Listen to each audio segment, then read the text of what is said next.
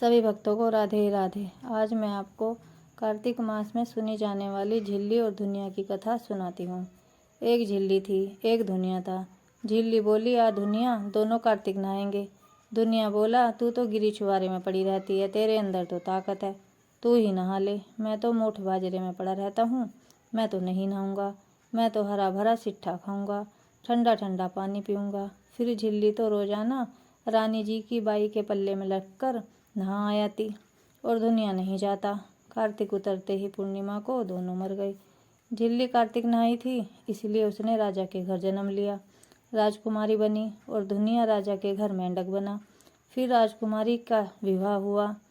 जब विदाई का समय आया तब राजकुमारी का बैल रुक गया। राजा रानी ने पूछा कि बैल क्यों रुका, तेरे को क्या चाहिए, मांग ले। तब राजकुमारी बोली कि मेरे को मेंढक सोने की साकल में बांधकर मेरे रथ के पीछे बांध दो। सब ने कहा, राजकुमारी मेंढक का क्या मांगा, तेरे को कुछ धन चाहिए तो और ले ले।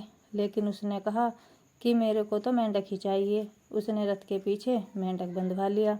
जैसे ही राजकुमारी महलों में पहुंची तो मेंढक को सीढ़ी के नीचे बांध दिया। जब भी राजकुमारी सीढ़ियों से उतरती चढ़ती तो मेंढक कहता, ए चटको मटको श्याम सुंदरी, थोड़ा सा पानी पिला दे। मैं कहती कि तू कार्तिक नहा। एक दिन जब राजकुमारी की देवरानी जेठानी ने सुन लिया तो और सोचा कि राजा कोई रानी लाया है या जादूगरनी।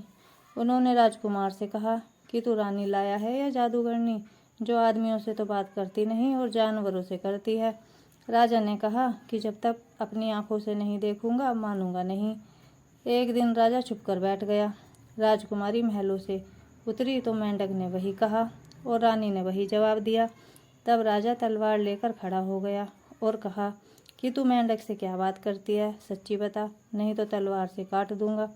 रानी बोली, पिछले जन्म में मैं तो एक झिल्ली थी, यह दुनिया था। इसको मैंने कहा कि या दोनों कार्तिक नहाएंगे, यह तो नहाया नहीं, मैं नहा ली, इसलिए हम दोनों पिछली बात करते हैं। राजा ने कहा कि कार्तिक नहाने से इतना बड़ा फल मिलता है तो हम दोनों जोड़े से कार्तिक में गंगा जी नहाएंगे और खूब दान पुण्य करेंगे, जिससे हमें आगे इससे ज़्यादा फल मिलेगा।